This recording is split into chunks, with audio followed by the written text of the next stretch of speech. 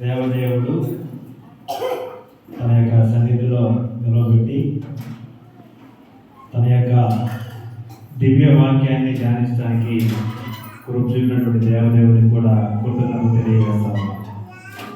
చాలా కాలం తర్వాత మిమ్మల్ని అందరం చూడటం, మీతో కలిసి ఒక దినం దగ్గరగా గడపడం చాలా సంతోషంగా ఉంది. ఏది ఏమైనప్పటికీ దేవుని పిల్లలుగా మనము ఇలా ఒకరినొకరు చూసి సంతోషించడానికి పరమానంద దేవుడు మన పట్ల తన యొక్క కృపని మన ఎడల విశ్రమ చేస్తున్నాడు. అందుని బట్టి మనం అందరం దేవునికి కృతజ్ఞతలు. ఊహించిన రీతిలో ఈ గాలిపడ ప్రాంతంలో ఒక గొప్ప బిల్డింగ్ అనేది కట్టడం,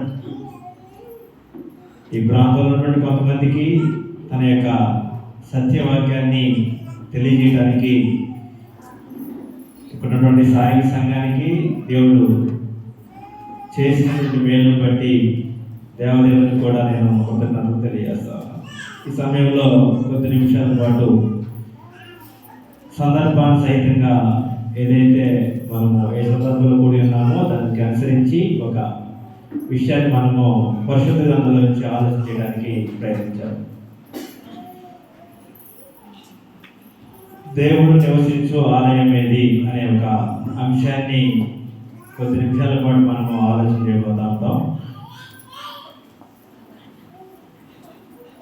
ఈ యొక్క విషయం అనేది ప్రతి మనిషి తన యొక్క జీవితంలో తెలుసుకోవాల్సిన అవసరం ఉంది. భూమి మీద ఎన్నో విషయాలు మనం తెలుసుకుంటూ ఉంటాం. తెలుసుకున్న విషయాన్ని బట్టి ఈ భూమి మీద నడుచుకుంటూ ఉంటాం. మానవ జీవితానికి అవసరమైనది, మానవ జీవితానికి ముఖ్యమైనది వారు తెలుసుకోవాల్సిన సత్యం ఏంటంటే దేవుడు నివసించే ఆలయం ఏంటో తెలుసుకోవాల్సిన అవసరం ఉంది. ఈ భూమి మీద ఏది తెలుసుకున్నా తెలుసుకోకపోయినా పెద్ద నష్టమే లేదు, కానీ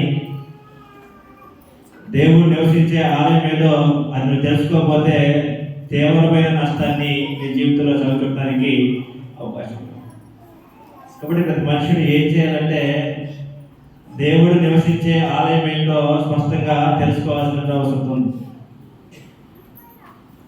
దేవుని యొక్క గ్రంథాన్ని మనం చదువుతున్నప్పుడు దేవుడు తన యొక్క గ్రంథంలో స్పష్టంగా విషయాన్ని దాఖలు చేసుకుంటూ వచ్చాడు. మనుషుల్ని కన్ఫ్యూజ్ చేయకుండా, మనుషులకి ఎటువంటి తారతమ్యం లేకుండా పరలోకము తండ్రి విషయాన్ని ఏం చేశాడంటే స్పష్టంగా తెలియజేసుకుంటూ చేశాడు. కాబట్టి మనము దేవుడి యొక్క గ్రంథాన్ని చదువుతున్నప్పుడు విషయాలు మనకి స్పష్టంగా దేవుడు నివసించే ఆలయం నేడు లోకంలో అనేకమైనటువంటి ఆలయాలు మనకు కనిపిస్తూ ఉంటాయి. మన చుట్టూ సమాజాన్ని మనం ఆలోచన చేసినప్పుడు ఎన్నో ఆలయాలు అన్నబడివి కనిపిస్తూ ఉంటాయి. అవి చూసినప్పుడు మనకి అర్థం కావాల్సిన సత్యం ఏంటంటే ఏంటి అసలు దేవుడు నివసించే ఆలయం ఏదో ఒక వ్యక్తి స్పష్టంగా తెలుసుకోవాలి. దేవుడు ఏ ఆలయంలో నివాసం చేస్తాడు, పరిశుద్ధ గ్రంథము దీని విషయమై ఏం చెప్తా ఉన్నది, దేవుడు నివసించేటువంటి స్థలం ఏది అనే ప్రశ్నలు మన యొక్క జీవితంలో రావాల్సినటువంటి అవసరం. పరిశుద్ధ గ్రంథాన్ని మనము కొద్ది నిమిషాలు చదవడానికి ప్రయత్నించేద్దాం. కొద్ది నిమిషాలు చదువుతుంటే మనకి కొన్ని సంగతులు అర్థమవుతాం. దేవుని యొక్క గ్రంథాన్ని మనము ఆలోచన చేసినట్లయితే దేవుని యొక్క గ్రంథము 3 కాలాలని పరిచయం చేస్తాం. పరిశుద్ధ గ్రంథంలో 3 కాలాల గురించి స్పష్టంగా తెలియజేయబడతాం. 3 కాలాలుగా మనం విభజించినట్లయితే పరిశుద్ధ గ్రంథాన్ని పితరుల కాలం అనే ఒక భాగం మనకు కనిపిస్తూ ఉంది. ధర్మశాస్త్ర కాలము అనగా యూదుల కాలం అనే ఒక భాగం మనకు కనిపిస్తూ ఉంది. 3 అత్యంత ప్రాముఖ్యమైనది క్రైస్తవ కాలం అనేది మనకి కనిపిస్తాం. బైబిల్ చరిత్ర మనం ఆలోచన చేసినప్పుడు 3 భాగాలుగా మనం బైబిల్ చరిత్రని డివైడ్ చేసినట్లయితే 3 భాగాలుగా మనకి కనిపిస్తూ ఉంది. ఒకటి చెప్పాలి పితరుల కాలం, 2 ధర్మశాస్త్ర కాలం, మూడు. ఈ మూడు కాలాల్లో దేవుడు ఎక్కడ నివసించాడు? దేవుని యొక్క నివాస స్థలం ఏది? దేవుడు కోరుకున్నటువంటి స్థలం ఏది? దేవుని యొక్క కనిపిస్తున్నటువంటి స్థలం ఏది? దేవుని యొక్క నిత్య నివాసమైనటువంటి స్థలం ఏది అనే ఆలోచన మనం చేసినప్పుడు చాలా చక్కగా పరిశుద్ధ గ్రంథం మనకి సంగతులు తెలియజేస్తాం. కొన్ని సంగతులు మనము ఆలోచన చేయడానికి ప్రయత్నించాలి. దేవుని యొక్క గ్రంథంలో మొట్టమొదటిగా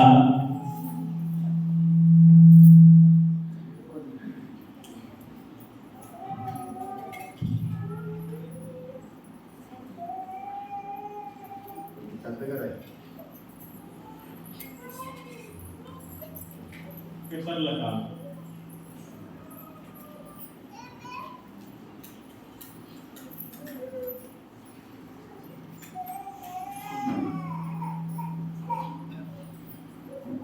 పితరుల కాలం మనం ఆలోచన చేసినట్లయితే పితరుల కాలంలో దేవుడు ఒక ప్రత్యేకమైన స్థలాన్ని ఎన్నుకోలేదు. దేవుని ప్రజలు, దేవుని యొక్క భక్తులు ఏం చేశారంటే తమ జీవితంలో దేవుణ్ణి ఆరాధించడానికి వారు ఎక్కడ పడితే అక్కడ స్థలాలు కట్టి దేవునికి ఆరాధన జరిగించిన సంగతులు మనకి గ్రంథంలో కనిపిస్తాం. ఒక నిర్దిష్టమైన స్థలాన్ని దేవుడు కోరలేదు తన నివాసం చేయడానికి. సంగతులు మనం చదివినట్లయితే కొన్ని సంగతులు మనము అక్కడక్కడ చదువుకొని ఆలోచన చేయడానికి ప్రయత్నించాలి. ఆదికాండము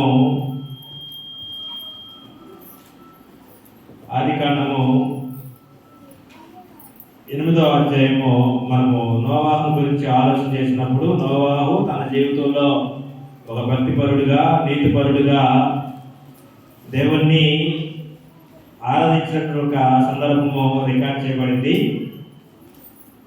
ఆ విషయాన్ని మనం చదివినట్లయితే స్పష్టంగా సంగతులు అర్థమవుతాయి. 8వ అధ్యాయము 20వ వచనం చదువుకుందాం. అప్పుడు నోవాహు యెహోవాకు బలిపీఠము కట్టి పవిత్ర పశువులన్నిటిలోను కొన్ని తీసుకొని ఆ బలిపీఠం మీద ఏం చేశారంటే దహన బలి. దేవుడు కోరాడా? భక్తులు దేవుడు చేసినటువంటి ఆ యొక్క మేలును బట్టి, దేవుని పట్ల ఉన్నటువంటి ఒక అపారమైనటువంటి ఆ యొక్క ప్రేమను బట్టి వారు తమ జీవితంలో ఏం చేశారంటే దేవుణ్ణి ఆరాధించే క్రమంలో భాగంగా ఎక్కడ పడితే అక్కడ ఏం చేశారంటే బలిపీఠాలు కట్టి దేవునికి బలి అర్పించుకుంటూ వచ్చేసేసారు. ఒక నిర్దిష్టమైన స్థలాన్ని, ఒక నిర్దిష్టమైన నివాస స్థలాన్ని దేవుడు కోరలేదు.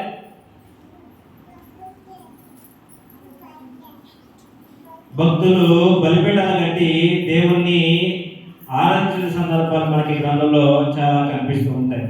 ఆదికాండము 12వ అధ్యాయంలో అబ్రహాం గురించి మనం ఆలోచన చేసినప్పుడు అక్కడ కూడా ఈ సంగతులు మనకి తెలియజేయబడతా ఉంటాయి. ఆదికాండము 12వ అధ్యాయము 7-8 వచనాలు మనం చదవడానికి ప్రయత్నం. అబ్రహాముకి ఎలాగైతే దేవుడు నీకు చూపించబో దేశానికి వెళ్ళమని చెప్పాడో ఆ క్రమంలో భాగంగా సంగతులు రాయబడతా ఉంటాయి.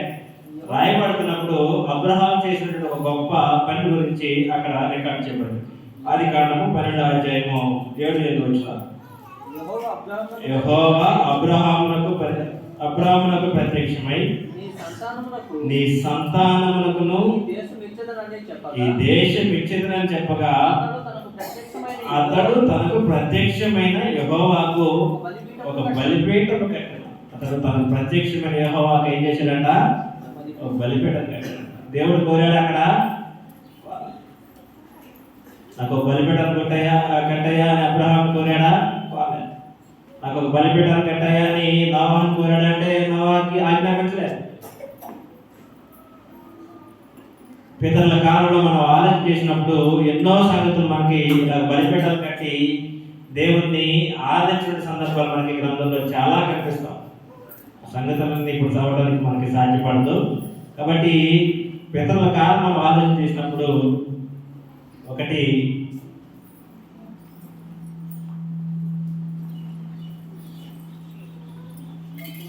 నోవాహు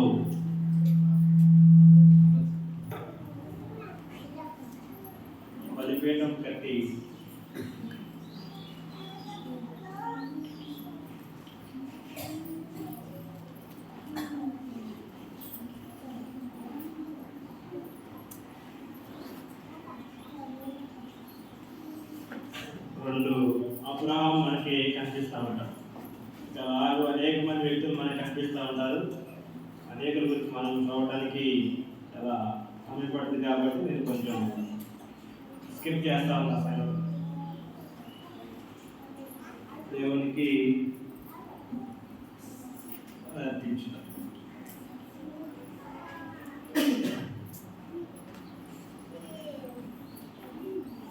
ఆది కాండము 8వ అధ్యాయము 20వ వచనంలో ఈ భాగం మనకు కనిపిస్తూ ఉంది. 12వ అధ్యాయం మనం చదువుకున్నట్లయితే 7, 8 వచనంలో ఈ భాగం మనకు కనిపిస్తుంది.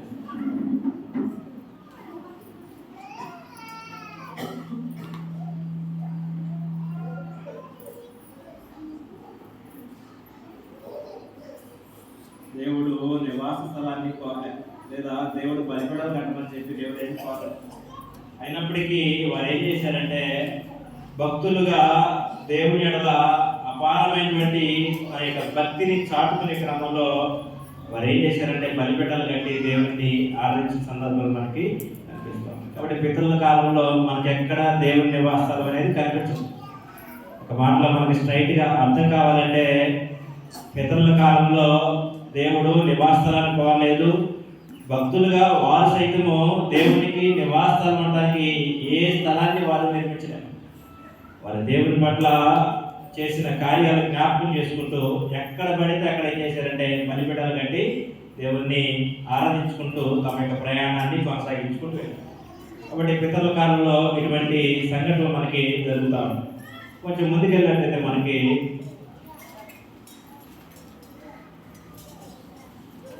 ధర్మశాస్త్ర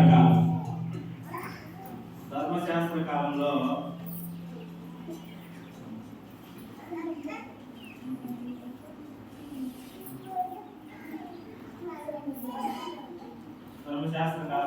కొన్ని విషయాలు మనం ఆలోచన చేసినప్పుడు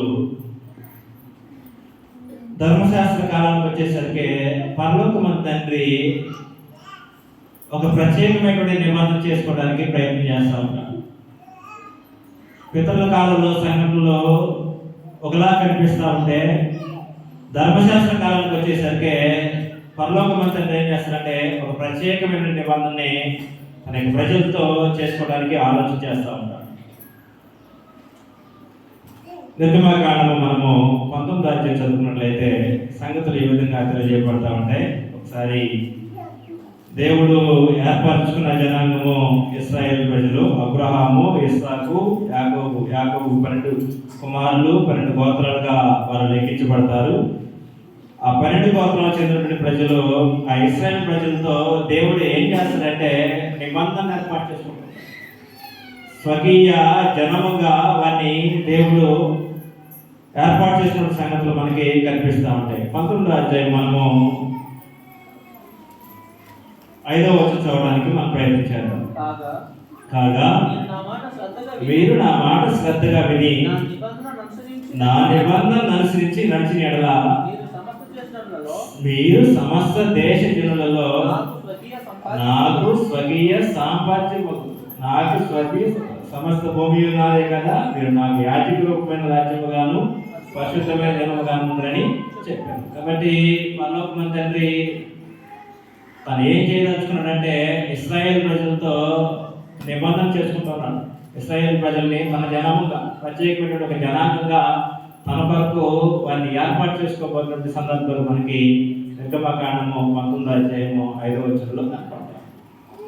దేవుడు వారితో ఒక ప్రత్యేకమైన నిబంధన ఏర్పాటు చేస్తున్నారు. ఒక ప్రత్యేకమైన జనంగా వారిని దేవుడు ఏర్పాటు చేస్తున్నారు. వారు అనేకమైనటువంటి ఆజ్ఞల్ని దేవుని చేత పొందిన వారుగా మనకి చరిత్రలో కనిపిస్తూ ఉంటారు. దేవునికి ప్రియమైన జనంగా, స్వకీయమైన జనంగా ఏర్పాటు మాత్రమే కాకుండా వారు దేవునిచ్చే అనేకమైనటువంటి ఆజ్ఞల్ని, కట్టల్ని వారు తమ జీవితంలో కలిగి ఉండటం కోసము దేవుడు వారికి ఆజ్ఞాపించుకుంటూ వచ్చేసారు. అందులో ఒకటి ధర్మశాస్త్ర కాలంలో ప్రత్యక్ష గుడారం వద్ద ఏం చేయాలంటే దేవునికి బలులు అర్పించాలి. ఇశ్రాయేలు ప్రజలు 12 గోత్రాలకు చెందిన ప్రజలు ఎవరైతే ఉన్నారో వారు దేవుణ్ణి ఆరాధించాలన్నా, దేవుణ్ణి మహింపరచాలన్నా దేవునికి బలు అర్పించాలన్నా వారు ఎక్కడికి రావాలంటే ప్రత్యక్ష గుడారం దగ్గరికి రావాల్సిందే. పితరుల కాలంలో ఈ సీన్ మనకు కనపడదు. పితరుల కాలంలో ఎక్కడ పడితే అక్కడ బలిపీఠం కట్టి ఆరాధన చేశారు. కానీ ధర్మశాస్త్ర కాలంకి వచ్చేసరికి, యూదుల కాలంకి వచ్చేసరికి దేవుడు ఏం చేశారంటే ఒక నిబంధనని వారితో సెట్ చేసేసుకొని వారికి ఒక బలమైనటువంటి కట్టడల్ని ఆజ్ఞాపించుకుంటూ చేసేసారు. అందులో ఒకటి ఏంటంటే ప్రత్యక్ష గుడారం వద్ద మరి ఏం చేయాలంటే తమ యొక్క బలులను, తమ యొక్క సేవా కార్యక్రమాల్ని జరిగించే విధంగా వారితో నిబంధన చేసుకుంటూ వచ్చేసేసారు. కొన్ని సంగతులు మనం చదివినట్లయితే ఎగ్జాంపుల్కి ప్రత్యక్ష గుడారం వద్ద వారి చేయవలసిన సంగతుల్లో నిర్గమకాండము 28వ అధ్యాయంలో ఇలాగూ కొన్ని సంగతులు మాట్లాడుతూ ఉంటాడు. నిర్గమకాండము 28వ అధ్యాయము 43వ వచనం చదవడానికి మనం ప్రయత్నించారు. వారు ప్రత్యక్ష గుడారంలోనికి ప్రవేశించినప్పుడు పరిశుద్ధ స్థలంలో సేవ చేయుటకు బలిపీఠంలో సమీపించినప్పుడైనను వారు దోషులై చావకుండానట్లు అది అహరోను మీదను కుమారుల మీదను ఉండవాలి. ఇది అతనికి అతని తర్వాత అతని సంతతి నిత్యమైనటువంటి కట్టడ అనే యాజకులకు సంబంధించి ఈ విషయాలు మాట్లాడుతూ ఉంటాడు. 29వ అధ్యాయం 10వ వచనం చదవడానికి ప్రయత్నించారు. 29:10 మరియు ప్రత్యక్ష గుడారం ఎదుటికి ఆ కోడెను తెప్పించడం వలన అహరోనును అతని కుమారులు కోడె తల మీద తమ చేతులు ఉంచగా ప్రత్యక్ష గుడారం యొక్క ద్వారం వద్ద యెహోవా సన్నిధిని ఆ కోడెను అంటే బలు అర్పించాలంటే ఏం చేయాలంటే ప్రత్యక్ష గుడారం దగ్గర వారు ఆ బలుల్ని అర్పించుకుంటూ ఆ యొక్క కార్యక్రమాలు జరిగించాలని దేవుడు వారికి ఆజ్ఞాపించుకుంటూ వచ్చాడు. కాబట్టి దేవుడు వారితో ప్రత్యేకమైనటువంటి ఒక కట్టడిని వారికి నియమించాడు. ప్రత్యక్ష గుడారం వద్ద వారు ఏం చేయాలంటే ఆ యొక్క కార్యక్రమాన్ని చేయాలి. ఒకప్పుడేమో పితరుల కాలంలో ఆ పరిస్థితి లేదు. కానీ దేవుడు ఎప్పుడైతే వీరితో నిబంధన చేసుకున్నాడో, దేవుడు ఎప్పుడైతే వీరిని ప్రత్యేకమైన జనాంగంగా చేసుకున్నాడో అప్పటి నుంచి వారు చేయవలసినటువంటి ఒక కర్తవ్యం ఏంటంటే ప్రత్యక్ష గుడారం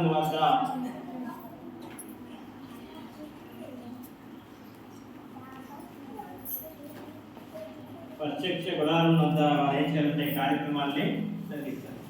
ఇశ్రాయేలు 12 గోత్రాలకు చెందిన ప్రజలు చేయవలసినటువంటి కార్యక్రమాలు.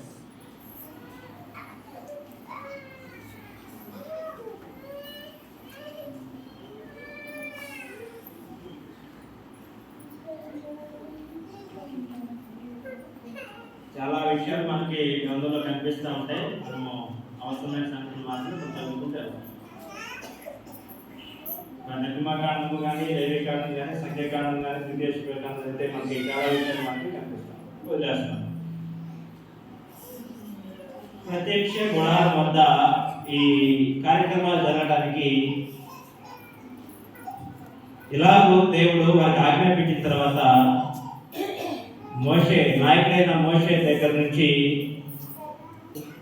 మొట్టమొదటి ఇశ్రాయేలు రాజైనటువంటి ఆ యొక్క సౌలు దావీదు కాలం వరకు సంగతులు ఇలాగూ జరగబడతా ఉంటాయి.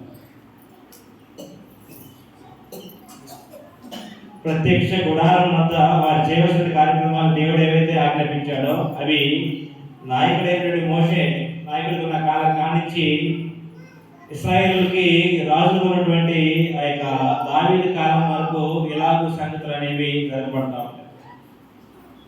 అటువంటి పరిస్థితుల్లో మహోన్నతుడైన దేవుడు దావీదు యొక్క మనసులో ఒక గొప్ప ఆలోచనని కలుగజేస్తా ఉంటాడు. భక్తిపరుడైన దావీదుకి ఒక గొప్ప ఆలోచన మనసులో కలిగినట్లుగా మనము దేవుని యొక్క గ్రంథాన్ని చదివితే అర్థమవుతాం. చరిత్రలో ఒక గొప్ప వ్యక్తిగా దావీదు మనకి కనిపిస్తూ ఉంటాడు. అలాంటి దావీదు భక్తిగల దావీదుకి ఒక గొప్ప ఆలోచన తన యొక్క మనసులో పుడతారు. ఆ ఆలోచన ఏంటంటే సమూయేలు రాసిన 2వ గ్రంథము 7వ అధ్యాయము సంగతులు చదవడానికి మనం ప్రయత్నించాము. సమూయేలు రాసినటువంటి 2వ గ్రంథము 7వ అధ్యాయంలో దావీదు యొక్క ఆలోచన చాలా ఉన్నతమైన ఆలోచన దేవుని గురించి ఆలోచన చేస్తా ఉంటాడు. మన ఆలోచనలు దేవుని కొరకు ఎలా ఉంటాయో మనకి ఒకసారి ఆగి ఆలోచన చేస్తే మనకు అర్థమవుతూ ఉంటాయి. కానీ దావీదు యొక్క ఆలోచన మనం ఆలోచన చేసినట్లయితే నిజంగా చాలా ఉన్నతంగా దేవుని కొరకు తన గొప్ప ఆలోచన కలిగిన వాడిగా మనకి చరిత్రలో కనిపిస్తుంది. సమయం రాసిన 2వ గ్రంథము 7వ అధ్యాయము 1 నుంచి అవడానికి మనము ప్రయత్నించాము.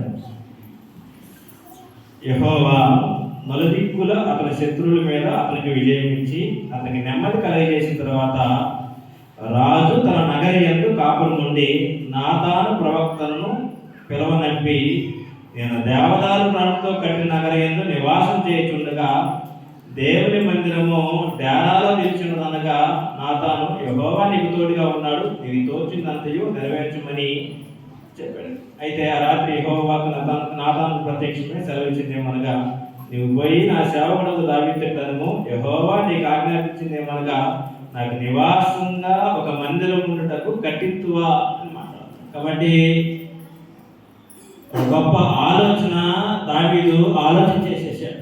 ఏంట ఆలోచన అంటే, నేనేమో ఒక దేవదారు ప్రాంతం కలిగిన ఒక గొప్ప ఇంటిలో నేను నివాసం చేస్తున్నాను, నా దేవుని మనసు మాత్రము అది డేరాలో ఉన్నది అని దాని విషయమై సంతాపం ఉంది, దాని విషయమై గొప్పగా ఆలోచన చేసి నా దేవుని మనసము అక్కడ ఉండటానికి వీలు పడలేదని దాని గురించి ఏం చేశాడంటే దేవుని యొక్క మందస్సును నివాసం చేయడానికి ఒక స్థలాన్ని కట్టడానికి తాను తీర్మానం చేసుకున్నాడు. దావీదు మనసులో పుట్టినటువంటి ఒక గొప్ప ఆలోచన నిజంగా చాలా ఉన్నతంగా దావీదు మనకు కనిపిస్తూ ఉంటాడు.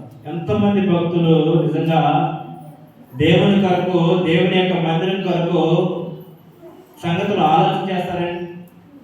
ఎప్పుడు చూసినా మనుషుల యొక్క వైఖరి ఎలా ఉంటుందంటే, నేను లేకపోతే నా పిల్లలు, లేకపోతే నా ఉద్యోగము, లేకపోతే నాకు వ్యాపారము, లేకపోతే వ్యవసాయము, ఎంతవరకు మనుషులు ఏం చేస్తున్నారంటే దేవుని గురించి ఆలోచన చేయడానికి బదులు భిన్నంగా వారి యొక్క సొంత ఏదైతే ఉందో దాని కొరకు ఎక్కువ ఆలోచన చేస్తుంటారు.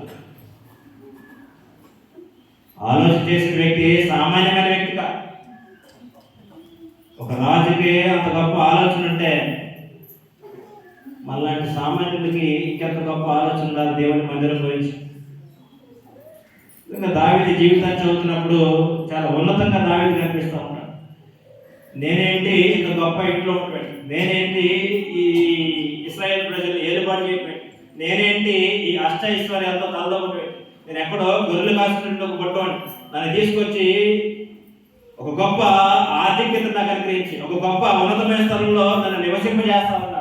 నేను ఈ స్థలంలో నివసింపజేస్తుంటే దేవుని మనసు ఏమో ఎక్కడో డేరాలు ఉందని తను బాధపడి అంటే దాని కొరకు ఆలోచన చేసి దాని దిశగా వచ్చి దానికి ప్రయత్నం చేస్తూ ఉంటాను. దేవునికి మందిరాన్ని కట్టడానికి తన మనసులో ఒక గొప్ప ఆలోచన అనేది కలిగిన వాడిగా మనకి దావీదు కనిపిస్తూ ఉంటాడు. ఒకసారి రాజుల మొదటి గ్రంథము 5వ అధ్యాయము 5వ వచనంలో ఇలాగ సంగతులు మాట్లాడుతూ ఉంటాడు. రాజుల మొదటి గ్రంథము 5వ అధ్యాయము మనము 4 నుంచి అవడానికి 3 నుంచి అవడానికి ప్రయత్నించాలి. యెహోవా నా తండ్రి అయిన దావీదు శత్రువులను అతని పాదముల కింద అణుచు వరకు అన్ని వైపులను యుద్ధములు అతని కలిగెడును. తన దేవుడైన యెహోవా నామఘనతకు అతని మందిరము కట్టింప వీలు లేకపోయిన సంగతి నీ వెలుగదవు. ఇప్పుడు శత్రువు ఒకడును లేకుండాను అపాయమేమీ కలపడను. నా దేవుడైన యెహోవా నలదీశుడు నాకు నెమ్మది దయచేసాడు. 5వ వచ్చిన జాగ్రత్తలు ఆలోచించాను. కాబట్టి నీ సింహాసనం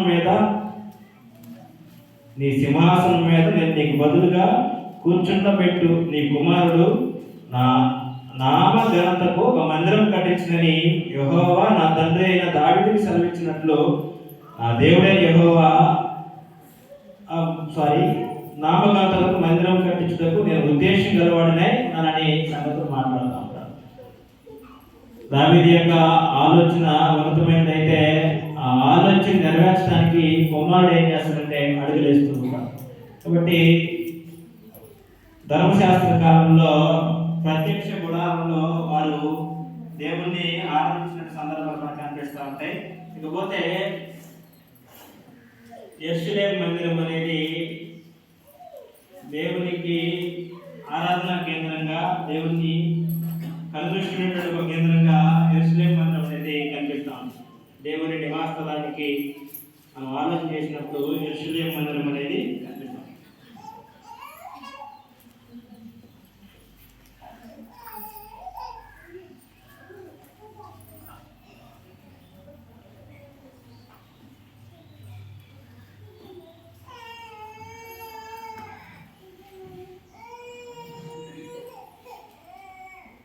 యెరూషలేము మందిరము దేవుని యొక్క నివాస స్థలముగా మనకి దేవుని యొక్క గ్రంథాన్ని చదువుతున్నప్పుడు మనకి కనిపిస్తూ ఉంటుంది.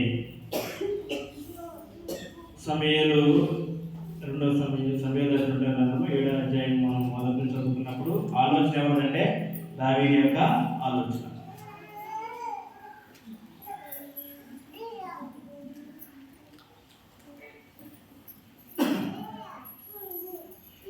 అది దావీదు యొక్క ఆలోచన. రాజులు మొదటి గ్రంథము 5వ అధ్యాయము 5వ వచనంలో సొలొమోను దావీదు యొక్క ఆలోచనని జరిగించడానికి ప్రయత్నం చేసే సందర్భం. సొలొమోను ఉద్దేశం గలవాడై దాన్ని కట్టడానికి అని కనిపిస్తాం. రాజుల మొదటి గ్రంథంలో 8వ అధ్యాయము కొన్ని సంగతులు చదవడానికి మనం ప్రయత్నించాం. రాజుల మొదటి గ్రంథంలో 8వ అధ్యాయంలో సొలొమోను ఉద్దేశించి దాన్ని నిర్మాణం చేస్తాడు. ఆ యొక్క నిర్మాణం చేసిన తర్వాత అతను ఏం చేస్తాడంటే దేవునికి ప్రార్థన చేస్తా ఉంటాడు. దావీదుకి యెరూషలేము మందిరం నిర్మించాలనే ఆలోచన ఎప్పుడైతే వచ్చిందో దాని కొరకు సమస్తాన్ని సమకూర్చిపెడతాడు. సమకూర్చిపెట్టిన తర్వాత ఆ మందిరాన్ని మన కుమారుడికి సొలొమోను ఏం చేస్తారంటే దాన్ని నిర్మాణం చేస్తారు. నిర్మాణం చేసిన తర్వాత ఆ నిర్మాణం అనంతరం తను ఏం చేస్తారంటే దేవునికి ప్రార్థన చేస్తూ ఉంటాడు. ఆ సంగతులు కొద్ది నిమిషాలు మనం చదవడానికి ప్రయత్నించారు. రాజుల మొదటి గ్రంథము 8వ అధ్యాయము మనము 17 నుంచి చదవడానికి ప్రయత్నించారు. రాజుల మొదటి గ్రంథము మనము 17 నుంచి లేకపోతే 16 నుంచి చదివితే కొంచెం ధైర్యం కూడా. నేను ఇశ్రాయేలులకు నా జనులను ఐగుప్తులను రప్పించిన నాటి నుండి నా నామము దాని యందున్నట్లుగా ఇశ్రాయేలు గోత్రములలో ఏ పట్టణంలో నైనను మందిరమును కట్టించుటకు నేను కోరలేదు, కానీ ఇశ్రాయేలులకు నా జనుల మీద దావీదు ఉంచుటకు నేను కోరి ఉన్నాను అని ఆయన సెలవిచ్చును. ఇశ్రాయేలు దేవుడైన యెహోవా నామఘనత ఒక మందిరం కట్టించవాలని నా తండ్రి అయిన దావీదు మనసు పుట్టగా, యెహోవా నా తండ్రి అయిన దావీదుతో సెలవిచ్చింది ఏమనగా, నా నామఘనతకు ఒక మందిరం కట్టించుటకు నువ్వు తాత్పర్యం కలిగి ఉన్నావు. ఆ తాత్పర్యం మంచిదే, అయినను నువ్వు మందిరం కట్టించకూడదు. నీ నడుపులోని పుట్టు కుమారుడు నా నామఘనతకు మందిరం కట్టించును అని వగైరా సంగతులు మాట్లాడుకుంటూ అని ఏం చేస్తాడంటే దావీదు ఒక గొప్ప మనసు కలిగి ఉన్నాడని మాట్లాడుతూ దాన్ని కట్టకూడదని చెప్పి మాట్లాడుతూ అది సొలొమోనుకి ఆ యొక్క బాధ్యతను అప్పగించడానికి మాట్లాడుతూ అలా మాట్లాడుతూ ప్రార్థనలో తను ఏం చేస్తాడంటే ఆకాశ మహాకాశంలో నేను పట్టజాలవు, నేను కట్టించినటువంటి ఈ మందిరము ఏపాటిది అని తన యొక్క ప్రార్థనలో అనేకమైన విషయాలని ఏం చేస్తాడంటే ప్రస్తావించుకుంటూ దేవునికి విన్నవించుకుంటూ ఉంటాడు. మనం చదివితే సంగతులు అక్కడే కనపడతా ఉంటాయి. రాజుల మొదటి గ్రంథము 8వ అధ్యాయము 26వ వచనం. ఇశ్రాయేలు దేవా, నీ దాసులను నా తండ్రి అయిన దావీదుతో నీ సెలవిచ్చిన మాటను నిశ్చయపరచు. నిశ్చయముగా దేవుడు ఈ లోకమందు నివాసం చేయడు. ఆకాశ మహాకాశములు సైతము నేను పట్టజాలవు. నేను కట్టించిన ఈ మందిరము ఎలాగూ పట్టును. అయినను యెహోవా నా దేవా, నీ దాసునైనా నా ప్రార్థనను విన్నపమును అంగీకరించి ఈ దినమున నీ దాసునైనా నేను చేయి ప్రార్థన పెట్టు ఆలకించుము అనే ఒక విషయాలు మాట్లాడతాను. కాబట్టి దేవుని యొక్క నివాస స్థలం ఉండడానికి దావీదు దేవుని యొక్క మందిరాన్ని కట్టాలని ఆలోచన గలవాడే సమస్తాన్ని సమకూర్చి సొలొమోనుకి ఆ యొక్క బాధ్యతలను అప్పగించినప్పుడు ఆ సొలొమోను ఏం చేశాడంటే ఆ మందిరాన్ని నిర్మించి ఆ మందిర నిర్మాణం అయిన తర్వాత దేవునికి ప్రార్థన చేస్తున్నాడు. ఆకాశ మహాకాశాన్ని నేను పట్టుతాను, నేను కట్టించిన ఈ మందిరము ఎలాగ పట్టును అని మాట్లాడుతూ నీ కనుదృష్టి ఈ మందిరం మీద ఉంచమని ఆ యొక్క దేవునికి ప్రార్థించినప్పుడు ఆ యొక్క యెరూషలేము మందిరం మీద దేవుని యొక్క కనుదృష్టి అనేది అప్పటి నుంచి ఆ ఇశ్రాయేల్ ప్రజలందరూ ఏం చేయాలంటే ఆ యొక్క యెరూషలేము మందిరానికి వెళ్ళి దేవుని ఆరాధించాల్సినటువంటి ఒక నిత్యమైనటువంటి ఆ ఇశ్రాయేలుకి ఒక కట్టడ అనేది వారికి ఆజ్ఞాపించుకుంటూ వస్తారు. ఒకప్పుడు ప్రత్యక్ష గుడారం వద్ద మాత్రమే సేవ చేయాలని కట్టడ ఎలాగైతే వీరికి ఆజ్ఞాపించాడో ఆ తర్వాత కాలక్రమంలో ఎప్పుడైతే దావీదు యెరూషలేము మందిరాన్ని నిర్మించాలని ఆలోచన చేశాడో, సొలొమోను దాని కార్యరూపం దాల్చాడో, ఆ తర్వాత యెరూషలేము మందిరానికి వెళ్ళి మాత్రమే దేవుణ్ణి ఆరాధించాలి, దైవ సంబంధుడి కార్యక్రమాలు చేయాలి, యెరూషలేము యొక్క మందిరం మీద దేవుని యొక్క కనుదృష్టి ఉందనే విషయాలు మనకి గ్రంథాన్ని బట్టి ఆలోచించాలి. కాబట్టి యెరూషలేము మందిరం అనేది దేవుని కనుదృష్టి కలిగినటువంటి ఒక కేంద్రం.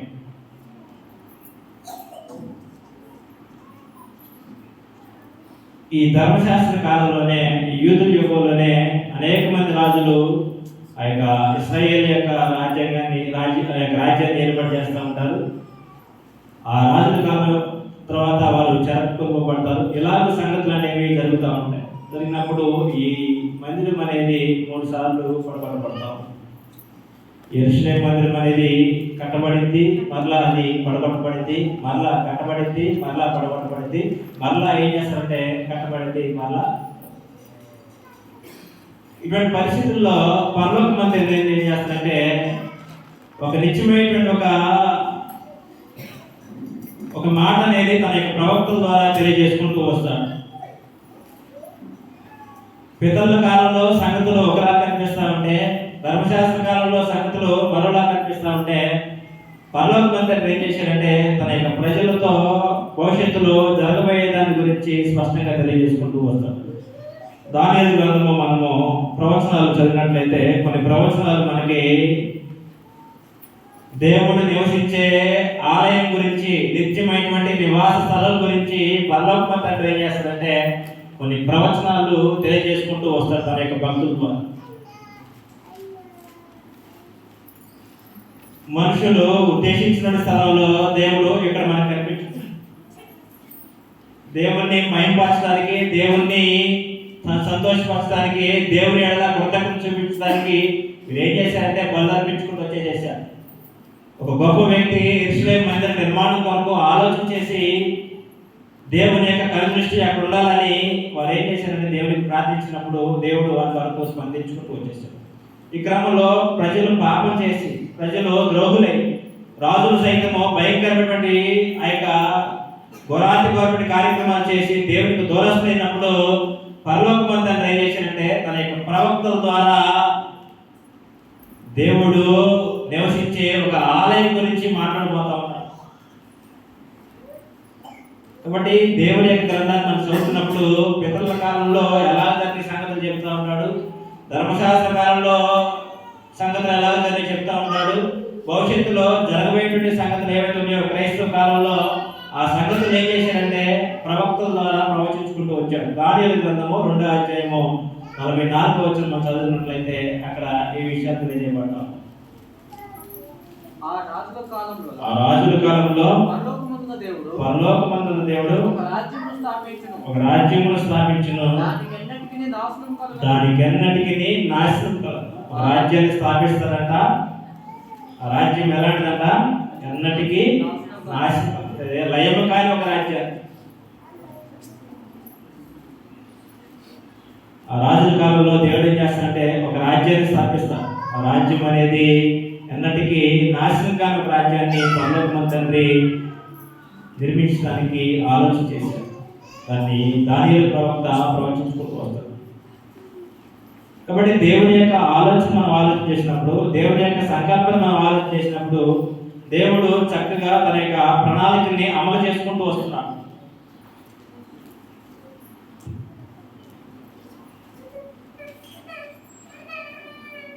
ప్రవక్తల ప్రవచనాలు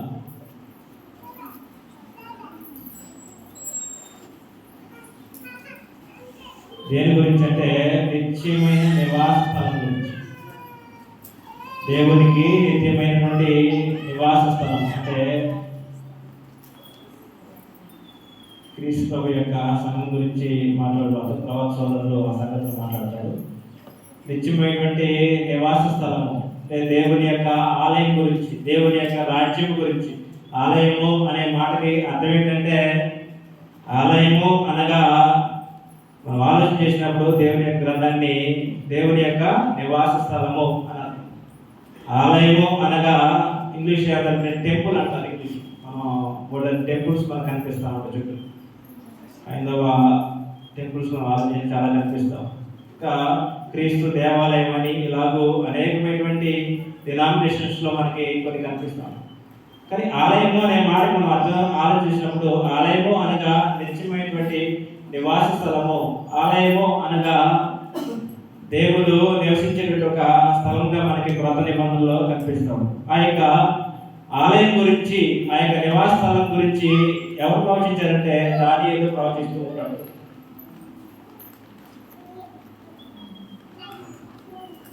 దానియేలు యొక్క ప్రవచనం దేవుడు నివసించే ఆలయం గురించి మనకి కనిపిస్తాం.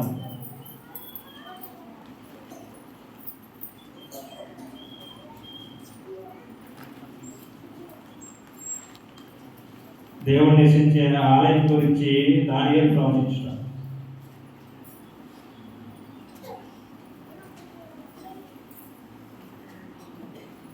జకరియా గ్రంథము 6వ అధ్యాయము 12వ వచనంలో 12-13లో ఆలయాన్ని కట్టే వ్యక్తి గురించి జకరియా గారు ప్రవచిస్తుంటాడు.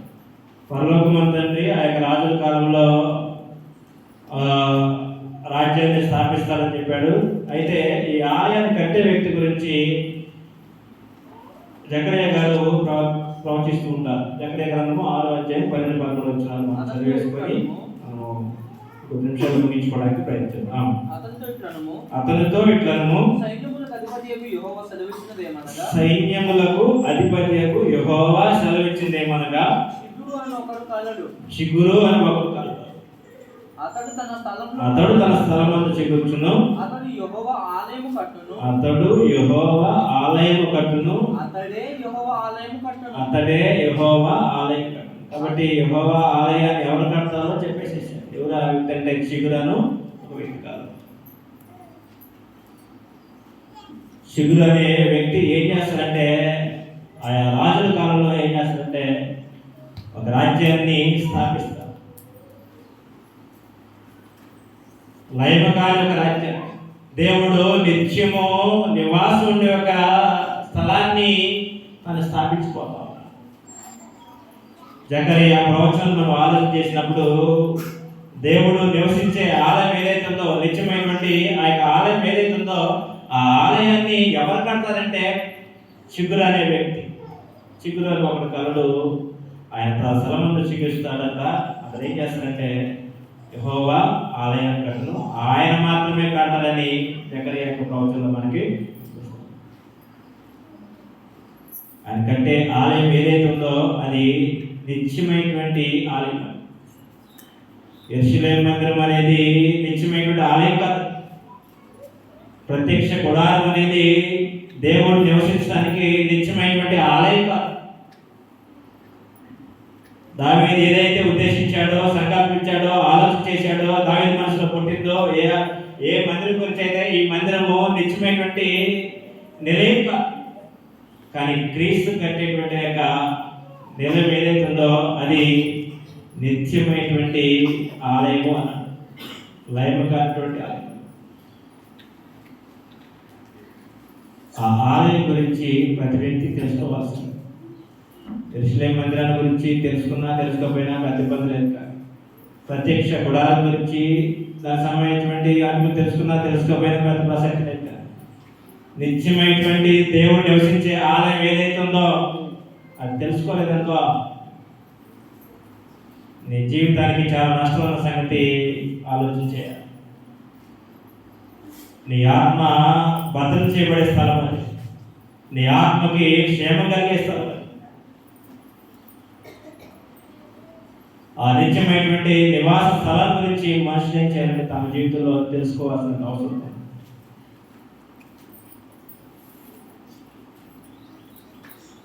మనుషులు సంగతుల్ని చాలా సీరియస్గా ఆలోచించేయాలి. ఈ భూమి మీద కొన్ని సీరియస్గా ఆలోచన చేస్తూ ఉంటాం. మరీ ముఖ్యమైనది ఏంటంటే భక్తికి సంబంధించి, నిత్యత్వానికి సంబంధించి, ఆత్మకు సంబంధించి మనుషులు ఏం చేయాలంటే చాలా సీరియస్గా ఆలోచన చేయాలి. దేవుణ్ణి మహిమపరచాలన్నా, దేవుణ్ణి ఆరాధన చేయాలన్నా, దేవుని యొక్క కుమారులు ఉండాలన్నా, దేవుని సొత్తుగా ఉండాలన్నా, దేవుని ప్రజలుగా ఉండాలన్నా